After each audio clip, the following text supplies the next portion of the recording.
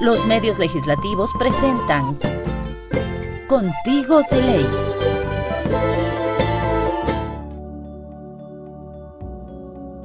En Ecuador, por la larga vigencia del Estado terrateniente, conservador y neoliberal, con constituciones que anteponían el capital sobre el ser humano, donde pese al trabajo incansable de la sociedad, las oportunidades no eran para todos, porque las reglas del juego estaban diseñadas para perpetuar la pobreza en la gran masa trabajadora, versus los ricos acumuladores de capital.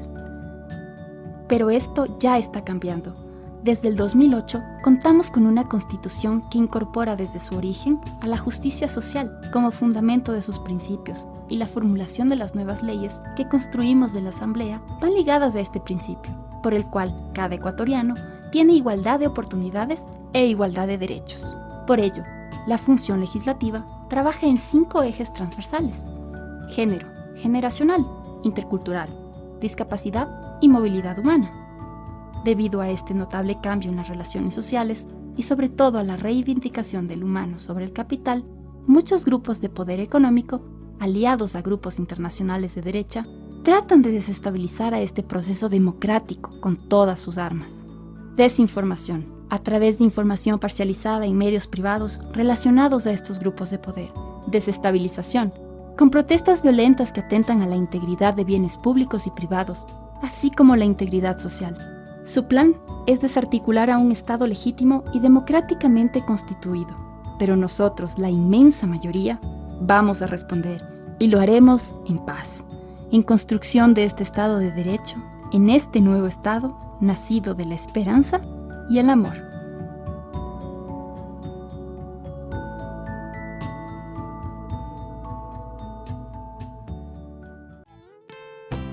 Saludos, amigas, amigos que nos sintonizan a través de los medios legislativos. Este es un nuevo programa Contigo de Ley, el encuentro de la presidenta de la Asamblea Nacional, Gabriela Rivadeneira, con la ciudadanía. Como ustedes saben, está concluyendo un receso legislativo y por ende, este programa tendrá un resumen de los 5 programas pasados. Iniciamos la segunda temporada en la parroquia Amaguaña, que pertenece al Cantón Quito. Aquí trabajamos la ley de incentivos para el sector productivo.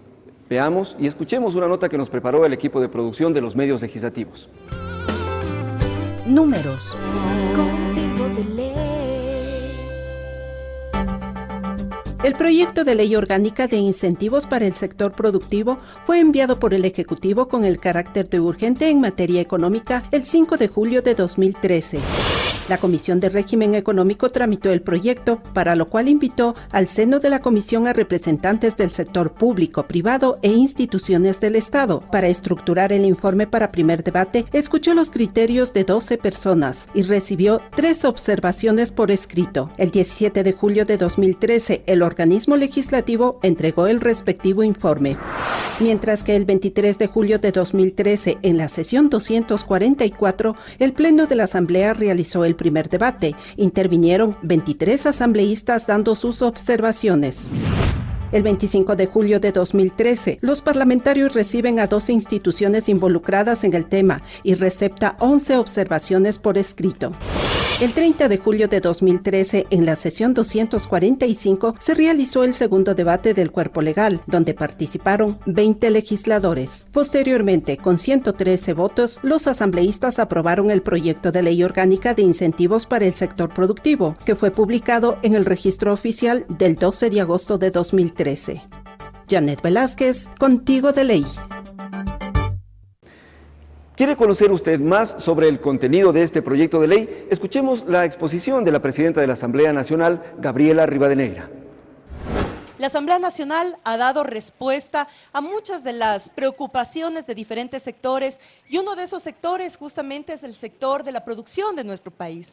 Recordemos que no hace muchos años el Ecuador tenía exportaciones muy contadas, es decir, nosotros exportábamos o petróleo, o camarón, o banano, o flores. Hasta ahí llegaban las exportaciones del país. Sin embargo, en los últimos años, gracias a las políticas de incentivo a la producción, se ha podido diversificar la producción y ahora tenemos, por ejemplo, chocolate, cacao, café, semillas o productos originarios de nuestra zona andina como la quinoa, el amaranto, entre otras. de tal manera que para nosotros el tema del sistema comercial externo debía fortalecerse. Pero también teníamos que ser muy claros en identificar aquellos acuerdos internacionales que también servían como mecanismo de injerencia externa en nuestro país. Recordemos, queridos ciudadanos y ciudadanas, que en nuestro país una de las políticas más fuertes que ha implementado es justamente las políticas de soberanía nacional. ¿Y qué quiere decir soberanía nacional?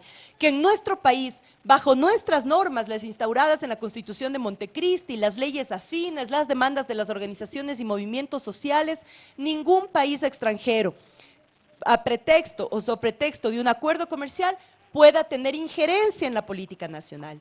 Eso sin duda fue un cambio sustancial en la política nacional e internacional del Ecuador.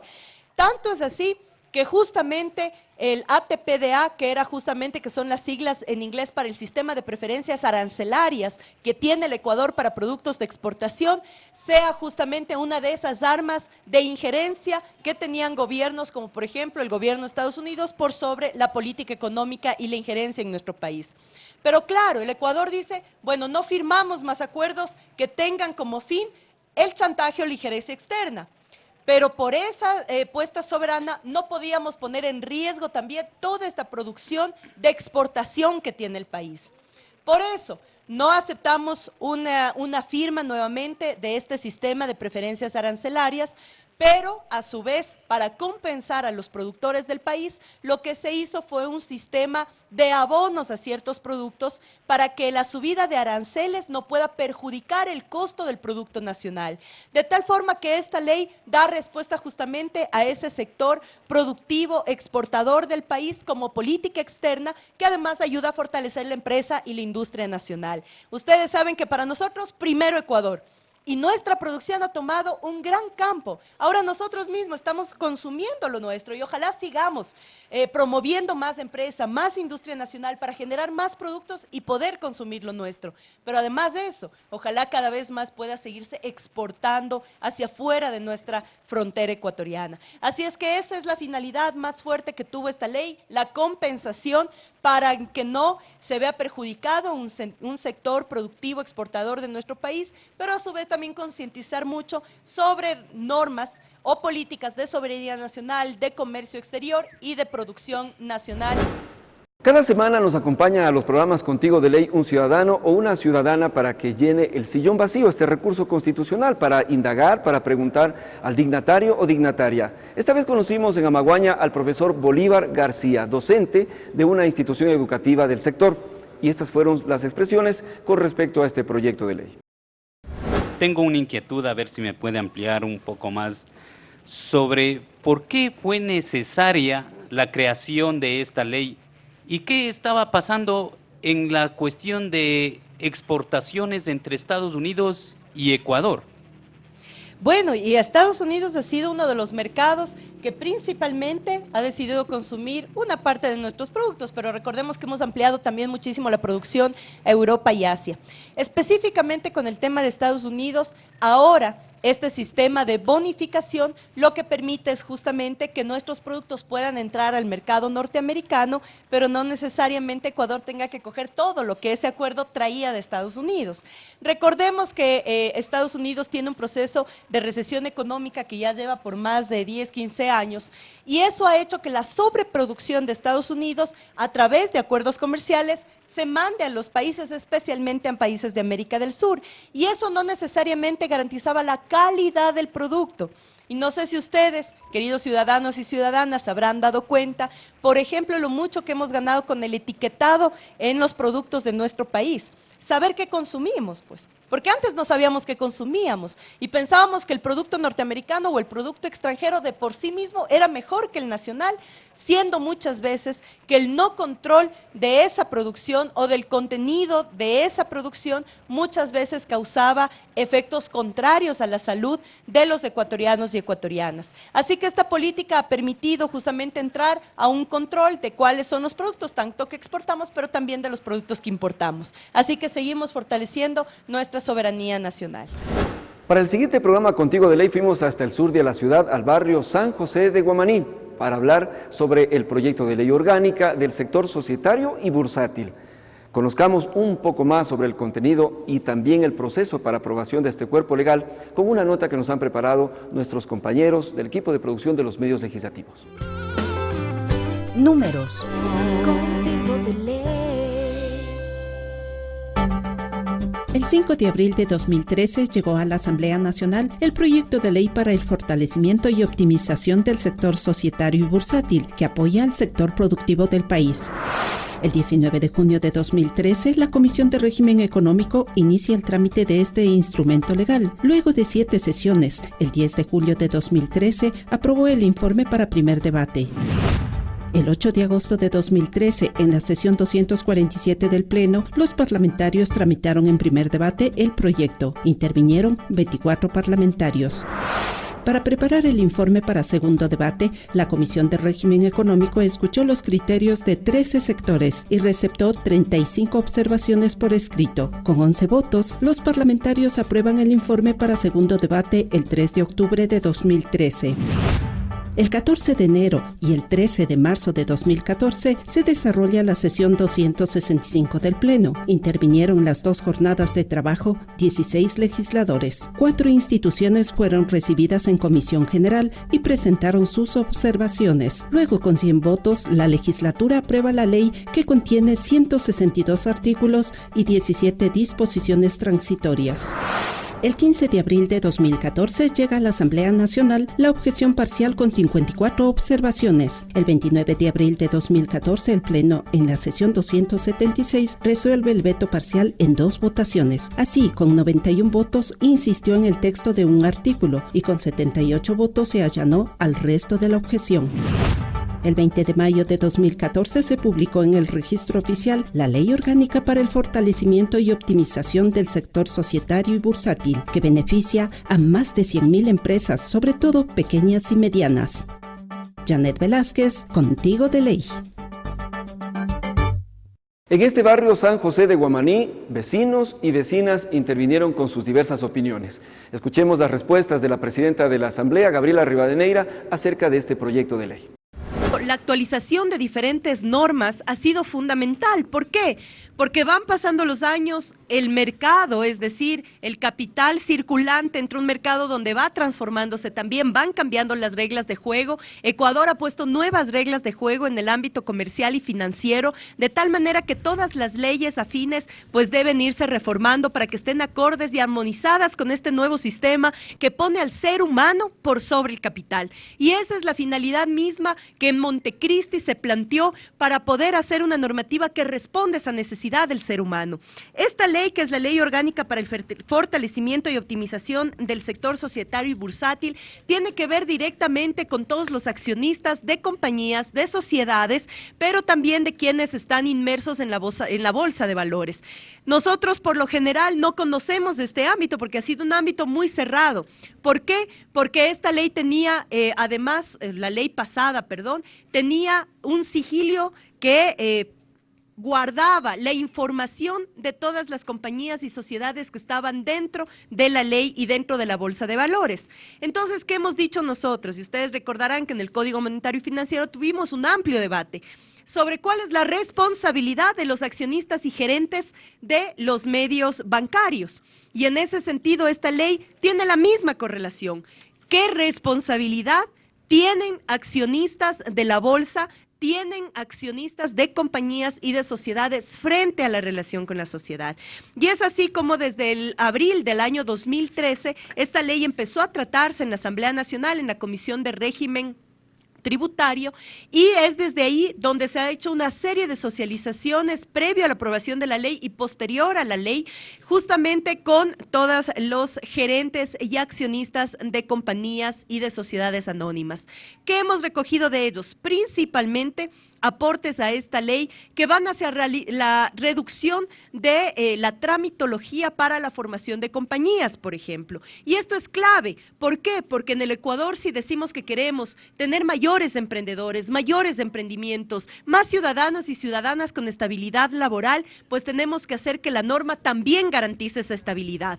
Por lo tanto, esta ley lo que hoy garantiza es justamente ese tema de estabilidad en inversiones, estabilidad en el manejo de bolsa de valores, un manejo muchísimo más transparente que esté al alcance de la ciudadanía y con esto poder fortalecer las pequeñas, medianas empresas, las compañías y las sociedades anónimas. Así que muchos de los argumentos o inquietudes recogidas por la ciudadanía entre la reducción de tramitología y otros temas que vamos a ver posterior en las diferentes preguntas sobre la ley, es lo que pudimos recoger de un proceso de diálogo y socialización permanente de esta ley del sector bursátil. Para este programa Contigo de Ley conocimos al ingeniero Cristian Torres, quien es morador del sector y planteó algunas interrogantes y también algunos puntos de vista sobre el proyecto de ley planteado para esta semana. ¿Cómo es que la ley puede mejorar la vida o puede mejorar las condiciones de los campesinos o los microempresarios? Es la intención específica de la pregunta, ¿no? Muchas gracias, Cristian. Y justamente la bolsa de valores, por ejemplo, es una herramienta para capitalizar.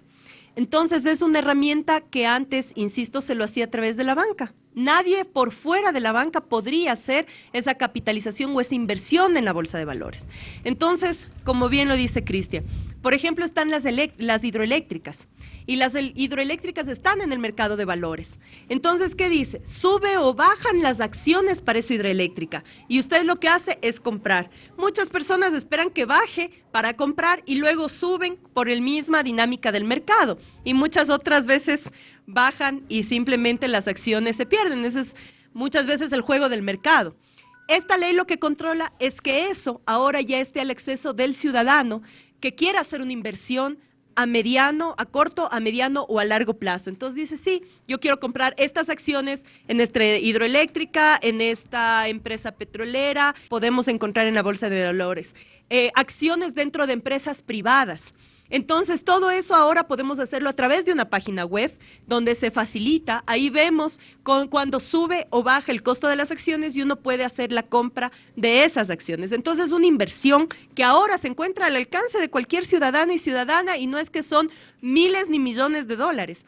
Pueden encontrar incluso acciones muy cómodas porque la intención es que el ciudadano empiece a buscar otras alternativas de ahorro, de inversión y de crecimiento económico. De tal manera que ese es uno de los temas fuertes de esta ley y lógicamente garantiza por ciertos mecanismos de que la vulnerabilidad o la pérdida sea menor porque está garantizando la estabilidad en el mercado bursátil y la estabilidad en el sistema financiero. Entonces ahora les invitamos a que todos ustedes podamos hacer la averiguación en la página web y muchas veces sale realmente una buena opción invertir a través de compras de acciones.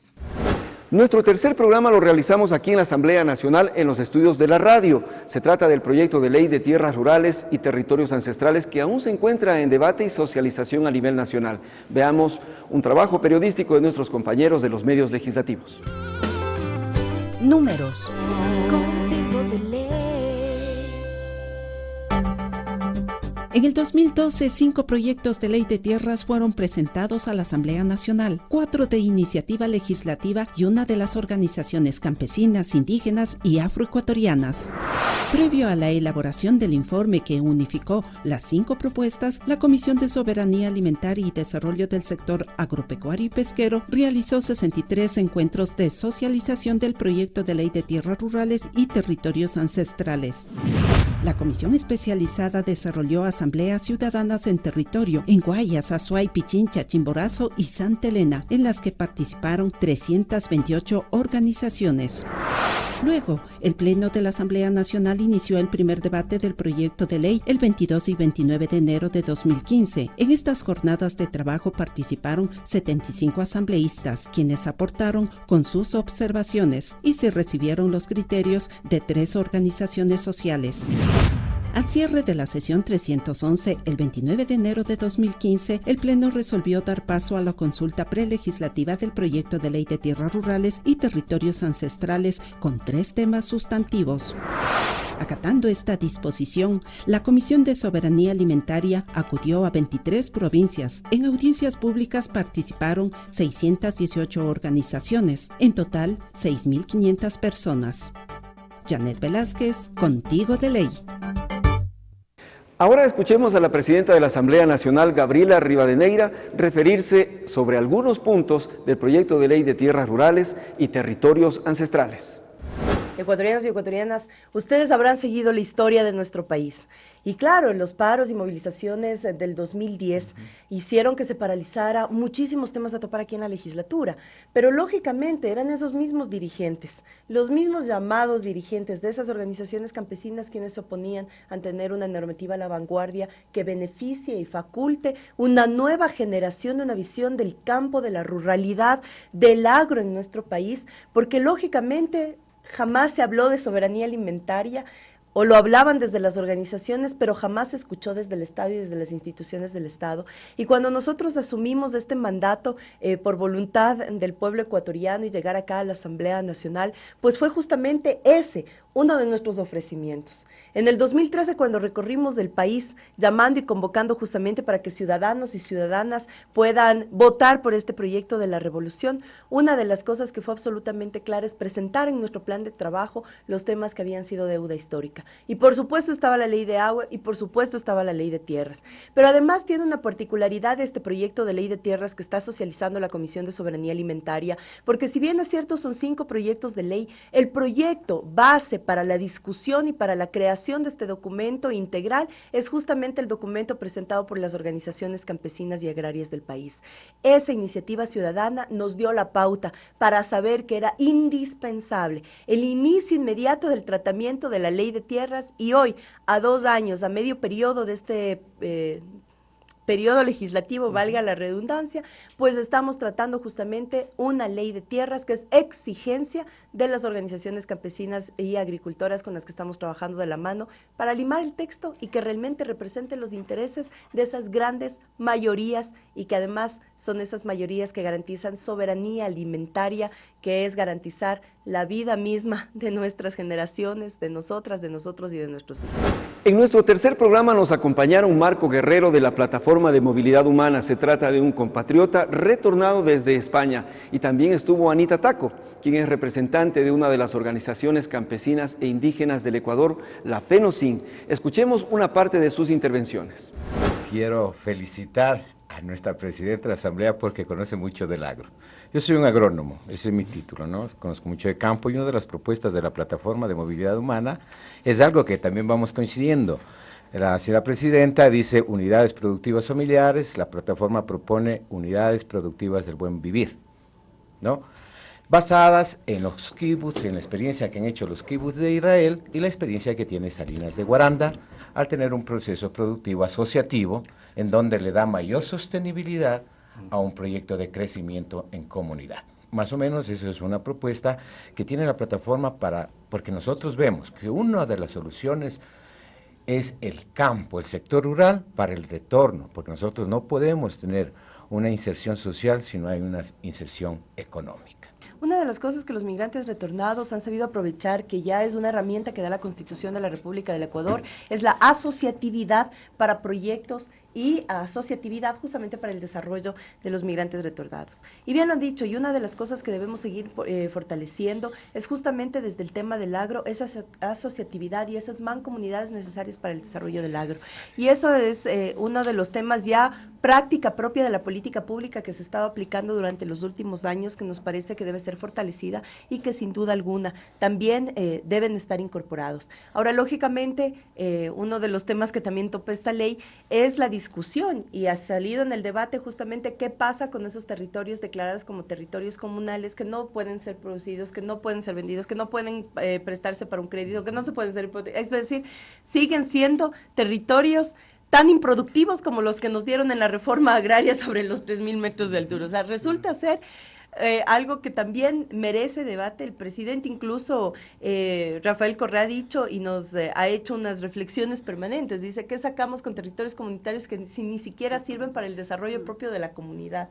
Esos temas han salido también en muchos territorios donde se ha puesto la consulta prelegislativa. Sin duda alguna, la Constitución de la República del Ecuador garantiza los territorios ancestrales y los territorios comunales, pero hay que ver, mientras garantizamos los territorios colectivos, comunales, ancestrales, también ver cómo esos territorios pueden anclarse en determinados momentos también a sistemas productivos y a sistemas que promuevan un desarrollo también del agro y del campo. ¿Se refiere usted a los territorios que están en las áreas protegidas? No, áreas protegidas es otra cosa. Son, por ejemplo, hay comunidades que tienen el espacio y que por lo general en ese espacio hacen o la cancha o la casa comunal o otros, pero aparte de esos espacios que sirven para la comunidad, están generando sistemas de recreación, sistemas comunitarios de organización.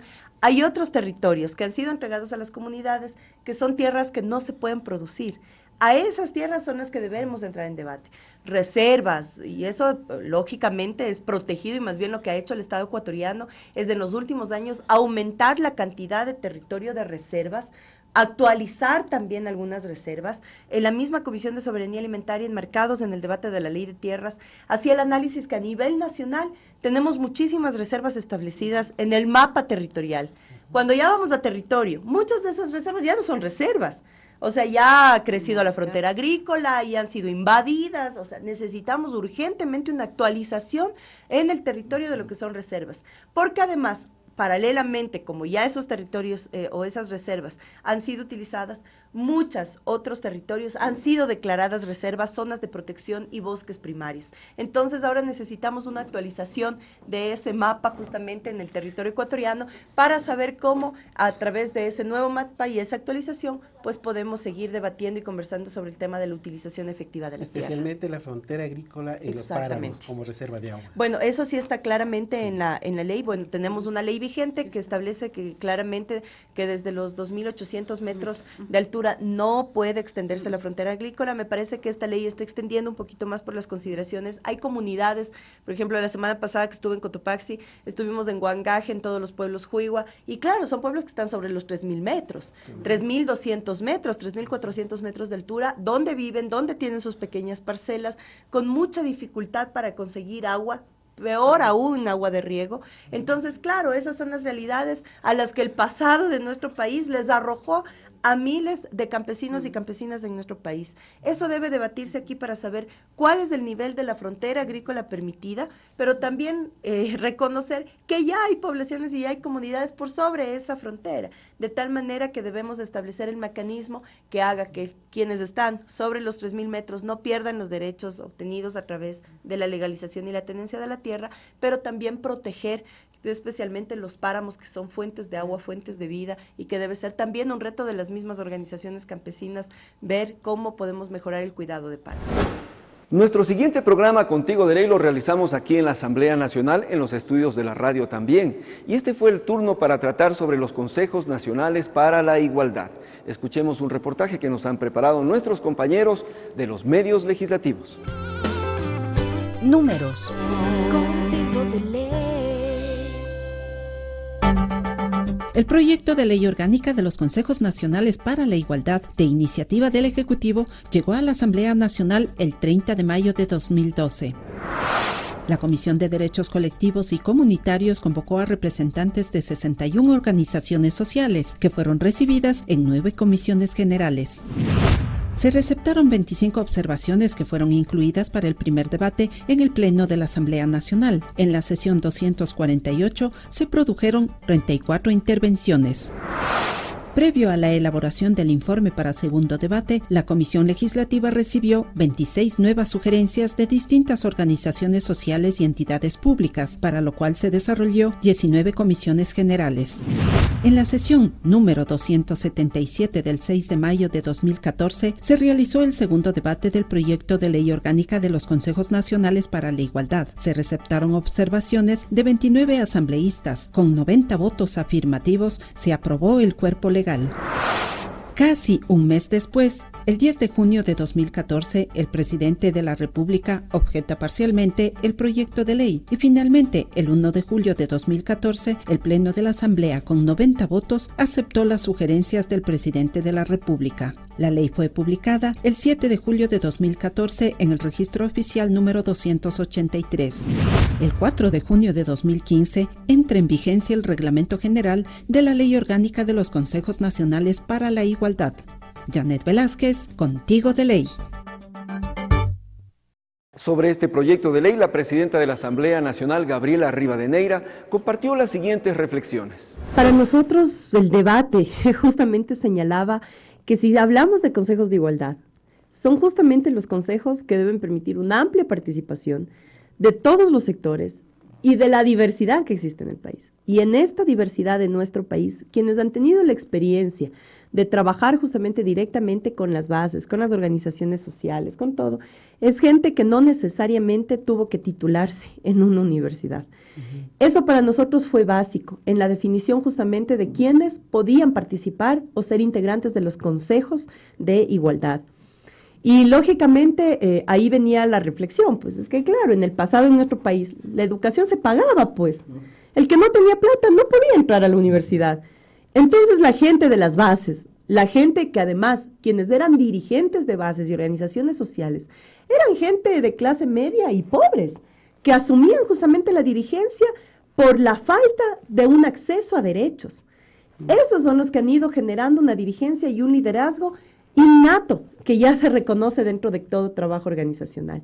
Los consejos van directamente a reconocimiento de dirigentes, de personas que han estado directamente relacionadas y ligadas a los temas a los que son relacionados. Pero se establece ahí justamente un secretario técnico de cada consejo. Y por eso es que se hace la diferencia clara. El secretario técnico, bueno, tiene que tener ciertos requisitos para poder cumplir bien su rol. Lo que le diferencia a los dirigentes o representantes o quienes vayan a integrar los consejos de igualdad, que son, insisto, más bien basados en toda su meritocracia a través de toda su vida, no de la titulocracia, sino de la meritocracia en todo el sentido de la palabra, y que puedan ser reconocidos en este espacio de los consejos. Para este cuarto programa Contigo de Ley, nos acompañó el señor José Sucuchagnay, quien es cineasta de profesión y es un migrante retornado, muy joven por cierto. Estas son algunas de las reflexiones que planteó sobre este proyecto de ley. Señora Presidenta, yo le voy a transmitir un mensaje de un colectivo. Sabemos que aquí en el Ecuador cada ciudadano cuenta, somos un país diverso, que tenemos gente trabajador, inteligente y capaz de llegar a donde nos proponemos. Entonces, las leyes están. Por ejemplo, hay una ley de cine, yo le voy a topar este tema rápidamente. Hay una ley de cine, muy bien, pero habemos un grupo, me incluyo, habemos un grupo de productores que ya llevan haciendo cine muchos años, pero han comenzado empíricamente, pero quizá con recursos pueden hacer nuevas producciones que tengan los parámetros que se necesita para llegar al cine, pero la ley y quienes rigen ahora un ente que hay para que los productores y los gestores pues podamos realizar las películas, pero solamente es como antes, hay la ley, pero solamente es para algunos. Ya hay un grupo, y esto sí me gustaría que si en otro diálogo se pueda tomar en cuenta al grupo de productores que hacen, como le han denominado, cine bajo tierra, cine guerrilla o cine independiente.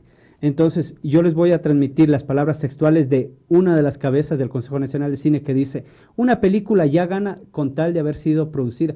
Mentira, porque el cine se hace para dejar una cultura, un mensaje al ciudadano y también para generar ingresos para que los diferentes profesionales puedan seguir trabajando. Entonces, siempre estamos en esos debates, pero claro, ya está cogido la cúpula de los que están haciendo cine toda la vida acá arriba para cine, y los que están en DVD, que son esta gente, es un sinnúmero de gente. Entonces, hoy que he tenido la oportunidad, sí le transmito eso, porque sí hay una indignación, pero todos contentos, o sea, todos trabajando. Sabemos que esto nunca va a llover a gusto de todos, ni esto se hace de un día para otro, pero sí quisiéramos tener un momento de escucha para poderle plantear más ampliamente cuáles son las deficiencias, porque también los otros que están arriba en la cabeza, pues tienen también sus argumentos para defenderse, pero no es así. Todos los ecuatorianos merecemos ver producciones buenas, algo que en verdad Antes iba el 4% de público a ver las películas nacionales, ahora va el 1%, y no se puede decir porque no se hacen producciones, se está haciendo muchas producciones,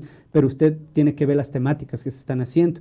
Entonces nosotros tenemos grandes proyectos que quisiéramos lanzarlos, pero no tenemos las ayudas públicas. Y eso sí, ya como ciudadano, a veces me siento indignado porque me gustaría ir a ver al cine una película de un ecuatoriano que hace artes marciales y todo, pero como ciertas películas ganan, pues no entro a ver eso, y prefiero irme a ver el otro abanico que me ofrecen. Señora Presidenta, Así es. hay temas de debate. No, Y que totalmente. tiene que ver con la legislación también. Sí, y aquí decir, o sea, recordemos que fue a raíz de la revolución que se creó por primera vez un Ministerio de Cultura, un Consejo Nacional de Cinematografía, justamente por apostarle a la producción nacional.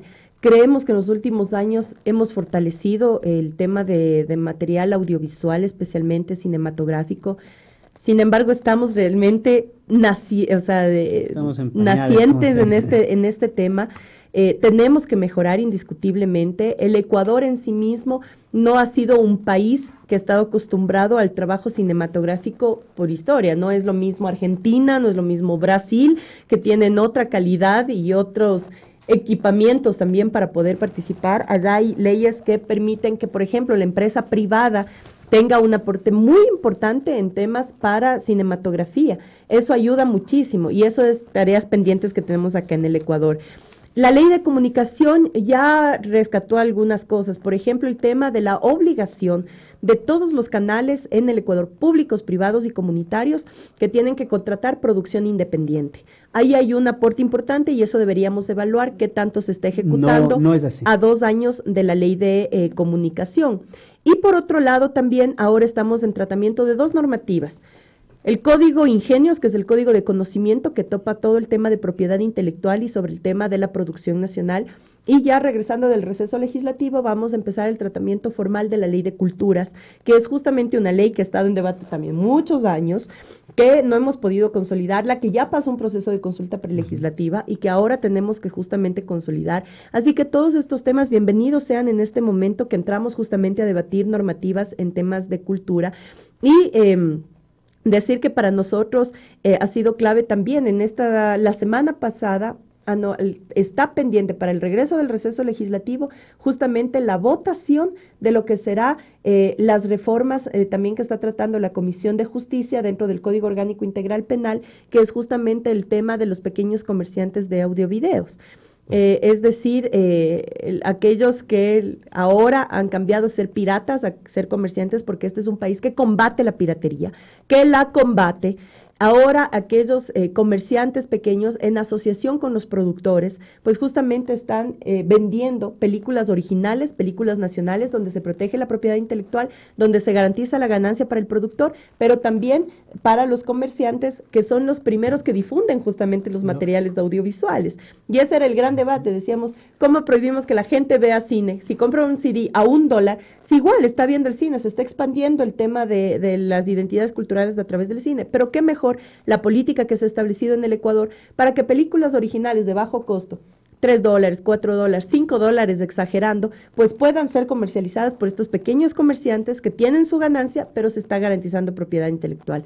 Yo vengo también un poco de ese ámbito, del ámbito cultural. Nosotros producimos aquí la primera película infantil del Ecuador, que ya tiene 8 años de vida, Sara el Espantapájaros, que es una de las películas también más vistas en el Ecuador porque hemos usado mecanismos alternativos. Las salas de cine, por supuesto, no, pues las comerciales te exigen 35 milímetros y lo que tú tienes aquí no tienes dónde producir, tienes que ir a Argentina, te cuesta prácticamente hacer otra película, pero tienes mecanismos alternativos, salas de cine alternativas a nivel local, cine comunitario, cine barrial, cine parroquial. Ahora la Cancillería, el Ministerio de Relaciones Exteriores, a través de las embajadas y consulados en todo el mundo, se están llevando los paquetes de producción nacional para pasar de manera permanente no solamente a los migrantes en otros lugares, donde es importante que no perdamos esa conexión con lo que se está produciendo en el país, sino además se está presentando en museos, en exposiciones, en conferencias, en charlas, sobre temas de identidad cultural, sobre temas de material audiovisual, cinematográfico. Ahora muchas películas están participando en festivales internacionales. Entonces creemos que hay un cambio, por supuesto, pero también es naciente y eso hay que seguirlo fortaleciendo y por eso bienvenidas sean las sugerencias y las críticas que puedan venir desde el sector de producción de audiovisuales. Nuestro quinto y último programa de la segunda temporada fue el que trató el proyecto de ley de remisión de intereses, multas y recargos. Veamos un reportaje que nos prepararon nuestros compañeros de los medios legislativos. Números. Contigo de ley. El 31 de marzo de 2015, el Ejecutivo envía a la Asamblea Nacional el proyecto de ley orgánica de remisión de intereses, multas y recargos tributarios sobre impuestos nacionales con el carácter de urgente en materia económica. La Comisión de Régimen Económico, el 9 de abril de 2015, presentó el informe para primer debate. Realizó sesiones en Cuenca, Guayaquil y Manta. Escuchó criterios de 15 sectores. Recibió 6 observaciones por escrito. El 16 de abril de 2015, en la sesión 322, los parlamentarios analizan en primer debate el proyecto. Intervinieron 23 legisladores. El 21 de abril de 2015, la Comisión de Régimen Económico presenta el informe para segundo debate. Recibe 2 comisiones generales y 24 observaciones por escrito. El 23 y 28 de abril de 2015, en la sesión 324 del Pleno, se realiza el segundo debate. Intervinieron 25 legisladores. Luego, con 109 votos, aprueba el proyecto de ley orgánica de remisión de intereses, multas y recargos. La propuesta legal no fue objetada por el Ejecutivo. El 5 de mayo de 2015, en el suplemento 493 del Registro Oficial, se publica la Ley Orgánica de Remisión de Intereses, Multas y Recargos. 1.905.656 personas naturales y jurídicas se benefician con esta normativa. Janet Velázquez, Contigo de Ley. Abundemos en el tema entonces, escuchemos las intervenciones de la presidenta de la Asamblea Nacional, Gabriela Rivadeneira. El proyecto original contemplaba únicamente deudas del Servicio de Rentas Internas y muchos que eran administrados desde el servicio y otros por GATS. Ya en el tratamiento en la Asamblea Nacional, claro, veíamos que justamente esta ley, que fue parte del diálogo y, como decíamos, un compromiso también de la revisión por parte del Estado con el sector empresarial del país, era justamente cómo hacer que una ley no únicamente vaya anclada a un beneficio de un grupo de poder económico del país, que justamente era la primera direccionalidad de este proyecto, sino que también aprovechando que hacíamos una revisión del tema de multas, intereses y recargos, que pueda haberse beneficiado a través de esta ley un amplio sector, 66,000 familias ecuatorianas, agricultoras y campesinas, que eran justamente las que adeudaban el 80% de la cartera vencida del Banco Nacional de Fomento, en deudas que además cuyo capital original era menor de $15,000. Entonces, claro, si es que yo, campesino, me hice un crédito en el banco y principalmente ahí la mayoría eran los que se acogieron al programa 555. Entonces, claro, era 5% de intereses, $5,000 a 5 años, que terminaron siendo después de los años deudas sobre los $10,000, $15,000, $20,000. Con el Banco Nacional de Fomento, que se trata que el banco público es para apoyo al campesinado. Este fue un reclamo que ya en la Asamblea Nacional se lo receptó por parte de los sectores agricultores y campesinos del país, de los deudores justamente del Banco Nacional de Fomento, y que fue acogido justamente por la Asamblea, que se incorporó este capítulo fundamental y que ahora vemos cómo realmente muchos de esos campesinos y agricultores ahora han podido respirar realmente para poder pagar. No se trata de una condonación de deuda y eso hay que aclararlo totalmente.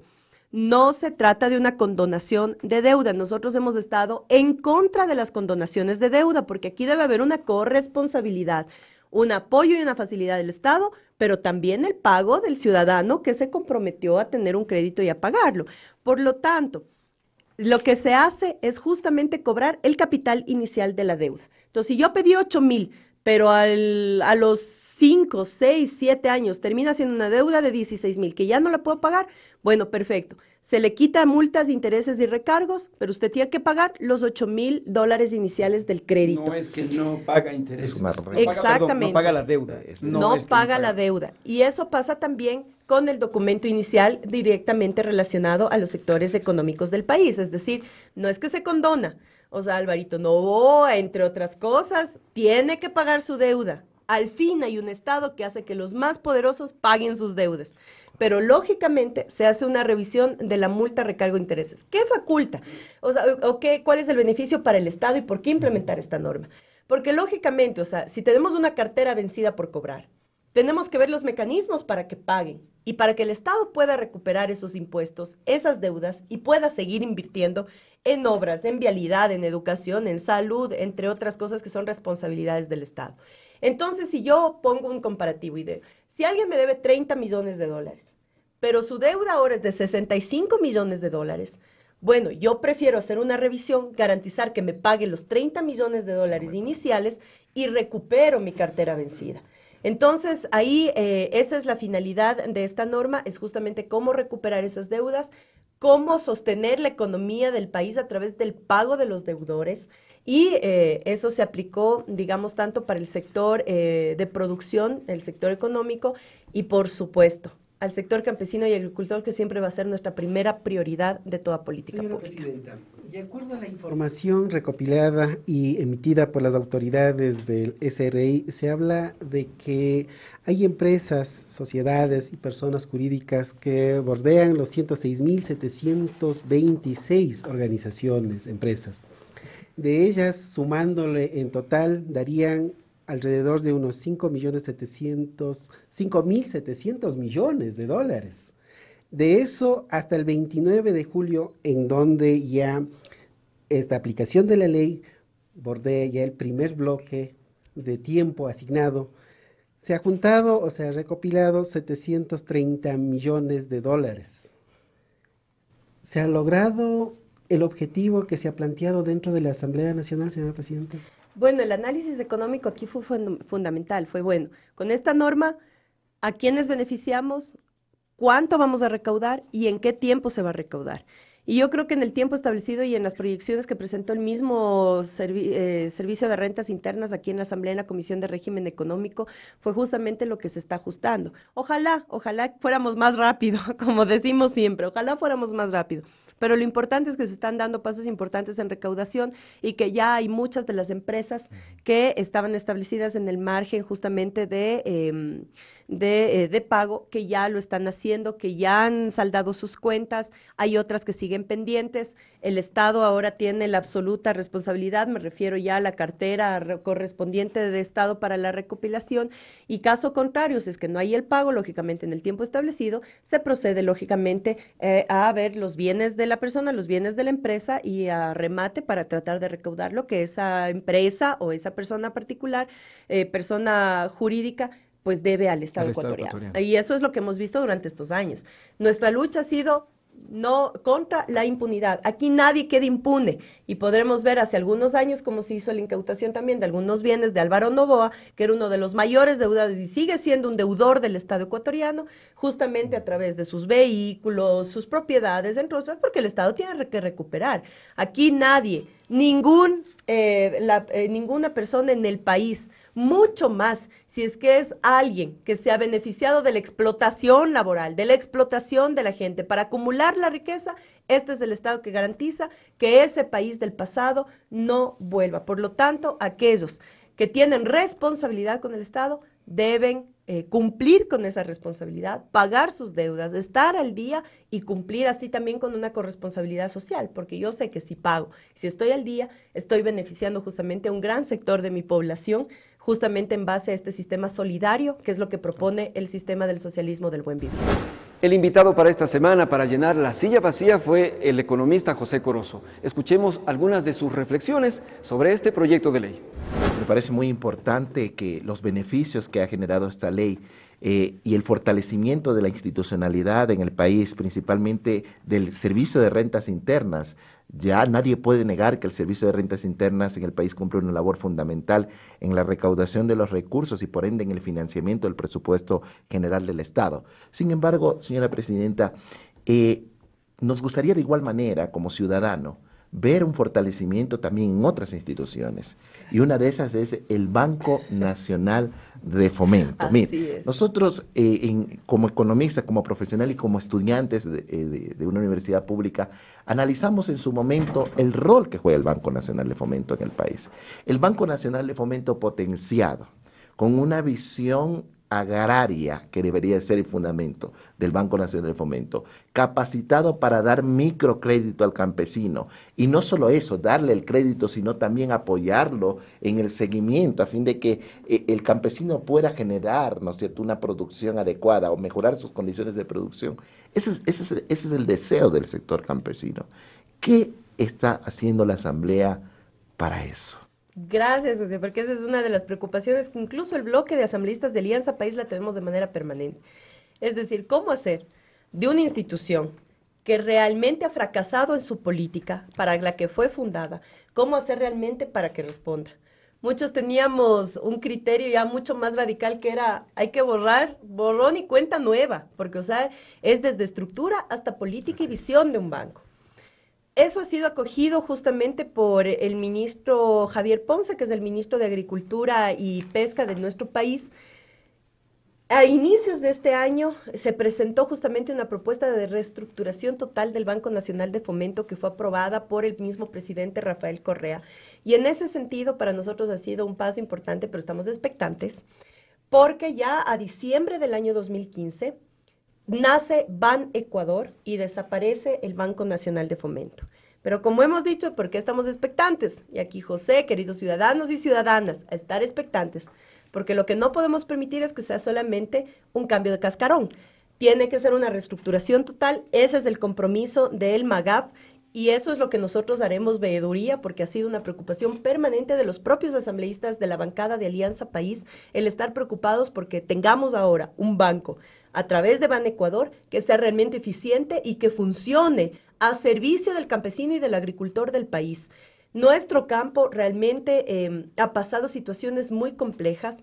Ahora mismo había una alerta muy fuerte, especialmente en la provincia de Manabí, bueno, en todas las provincias costeras, pero especialmente en Manabí, por el tema del fenómeno del Niño, que realmente llega y arrasa con el campo, arrasa con plantaciones. Eso pone en riesgo nuestro propio sistema de alimentación nacional, la soberanía alimentaria que tanto hemos nosotros promovido durante estos años.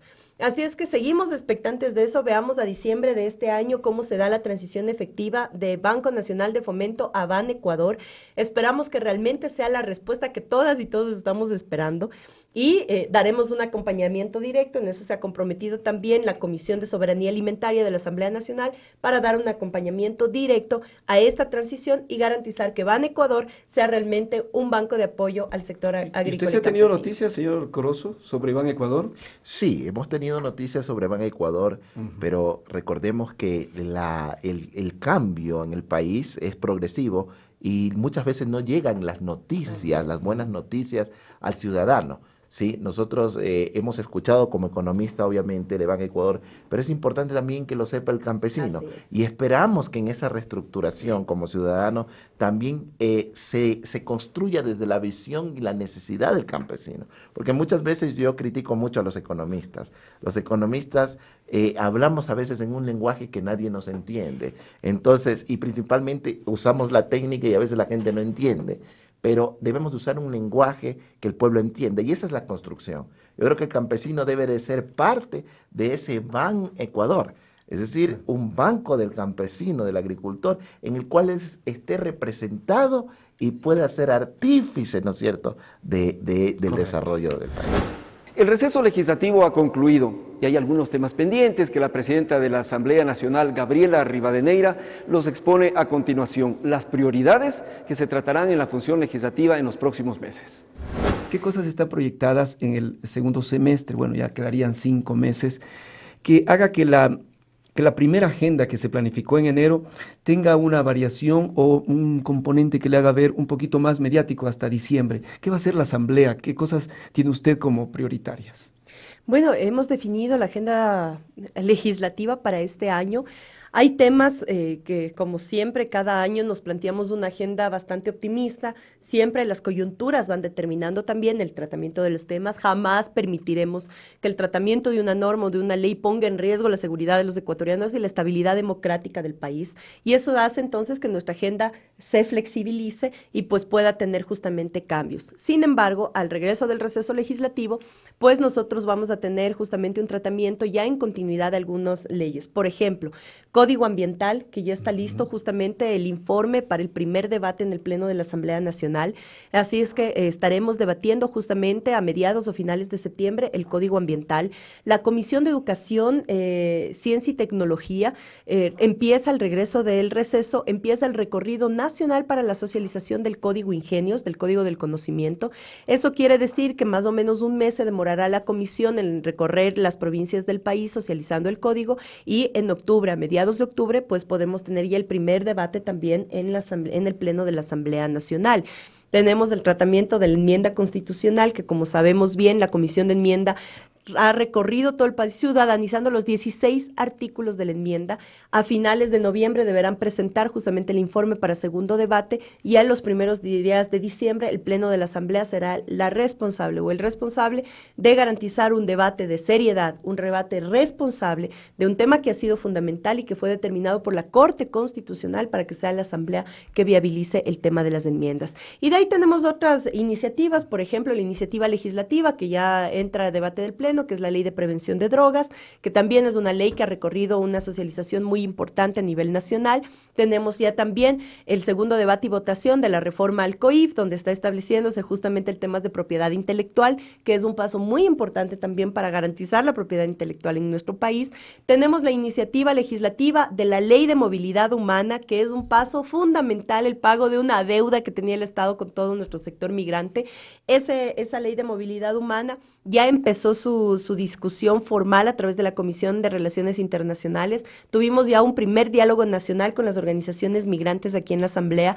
Al regreso del receso también habrá una socialización por parte de la Comisión en diferentes provincias del país, especialmente provincias donde se ha concentrado gran número de familias migrantes. Y bueno, prácticamente esos son los temas que tenemos pendiente para el regreso del receso. Como vemos, son temas bastante importantes, bastante fuertes, son temas que tomarán su tiempo porque entran a primer debate, pero lo importante es que este año podamos consolidar la importancia de dar pasos fuertes en el cambio del sistema, de la estructura, para ya no volver a tener un país de discriminación, de exclusión, un país de nadie. Ahora hay un país que tiene un Estado presente, garante de derechos ciudadanos, y en base a eso es donde vamos también a poner el acelerador para garantizar en este periodo legislativo que contamos con el apoyo de la ciudadanía, con una mayoría oficialista en la Asamblea, para definitivamente dar leyes que transformen nuestro país y que lo hagan un proceso irreversible. Señora Presidenta, dentro de este gran trabajo que tiene planificado, también se encuentra el tratamiento de la Ley de Tierras. Cuéntenos cómo está ese proceso. Perdón, me olvidaba pues algo que es un compromiso, pero prioritario. Como sabemos, la Ley de Tierras terminó justamente su consulta prelegislativa. En ese sentido, ya la comisión justamente termina de hacer el informe. El informe es pasado para conocimiento del CAL. El CAL cierra la consulta prelegislativa formalmente y de manera inmediata se pone al debate, al segundo debate en el Pleno de la Asamblea, y con eso la aprobación. Así que nosotros aspiramos que a finales de septiembre, inicios de octubre, tengamos ya la aprobación de la Ley de Tierras en el Pleno de la Asamblea, que además ha sido exigencia de las propias organizaciones de campesinos y agricultores del país. Hace pocas semanas en la Asamblea tuvimos el Encuentro Nacional de Organizaciones Campesinas y Agricultoras exigiéndolo prioritaria de esas organizaciones, la aprobación de la Ley de Tierras. Una Ley de Tierras que garantice legalización, tenencia de la tierra, cuál es la tierra en cantidad. O sea, lo que establece más esta ley es algo que nos pone a la vanguardia también del mundo, porque es una propuesta que nació justamente del vicepresidente de la comisión, que es Mauricio Proaño, que es ver la tierra no por la cantidad, sino por la productividad. No saco nada teniendo una hectárea infértil o teniendo realmente 200 metros totalmente fértiles en donde nosotros podamos producir. Se establecen entonces las unidades de producción familiar, las unidades productivas familiares, y estas unidades productivas familiares justamente lo que garantiza es una estabilidad de la familia del campo. Tienen que tener el tamaño de la tierra que garantice una producción de tal manera que diversifique la producción nacional, que garantice soberanía alimentaria, pero que además permita que la familia tenga a mediano plazo una liquidez que ingrese a la familia de mínimo 2 salarios básicos unificados. Entonces, eso sería pensar en cosas realmente de estructura, en cosas de sistema, y con eso se estaría garantizando un sistema que, insisto, nos pone a la vanguardia en temas de manejo del sector agropecuario, que se inscribe además en el cambio de la matriz productiva. Así es que gracias, Isidar, por hacernos de acuerdo. Esa es una ley dentro de las prioridades, ¿no? Gracias por acompañarnos a este programa resumen del Contigo de Ley. Recuerden, la próxima semana, un nuevo encuentro entre la ciudadanía y la presidenta de la Asamblea Nacional, Gabriela Rivadeneira. Les esperamos.